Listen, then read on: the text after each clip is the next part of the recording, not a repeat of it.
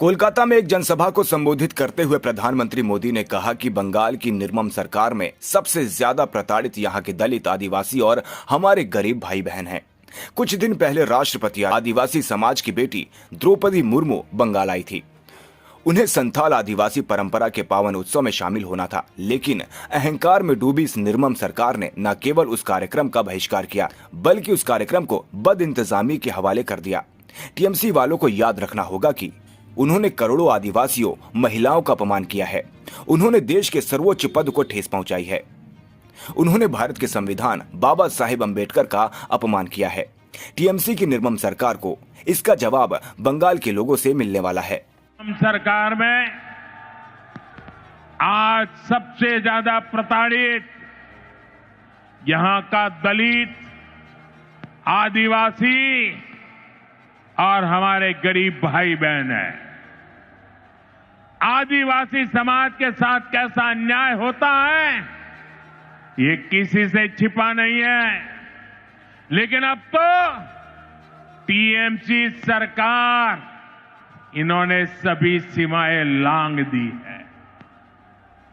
आप देखिए, अभी कुछ दिन पहले हमारे देश की महामहिम राष्ट्रपति आदिवासी समाज की बेटी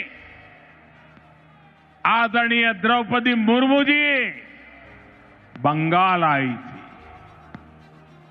उन्हें संथाल आदिवासी परंपरा के पावन उत्सव में शामिल होना था, लेकिन अहंकार में डूबी इस निर्मम सरकार ने न केवल उस कार्यक्रम का बहिष्कार किया, बल्कि उसे पूरी तरह बदइंतजामी के हवाले कर दिया। क्योंकि एक आदिवासी बेटी इतने बड़े पद पर है, टीएमसी वालों को उनका सम्मान मंजूर नहीं हुआ। द्रौपदी मुर्मू जी, जो हमेशा अपनी सरलता के लिए जानी जाती है, उन्हें खुद बड़े दुखी मन से खेद व्यक्त करना पड़ा। भारत के राष्ट्रपति को अपनी तकलीफ बतानी पड़ी। टीएमसी वालों को ये याद रखना पड़ेगा, उन्होंने केवल द्रौपदी मुर्मू जी का अपमान नहीं किया है, उन्होंने करोड़ों आदिवासियों का अपमान किया है। उन्होंने करोड़ों महिलाओं के सम्मान को ठेस पहुंचाई है। उन्होंने देश के सर्वोच्च पद की गरिमा को ठेस पहुंचाई है।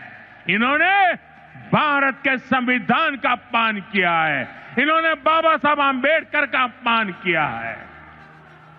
और इसका जवाब बंगाल के लोगों से टीएमसी को मिलने वाला है।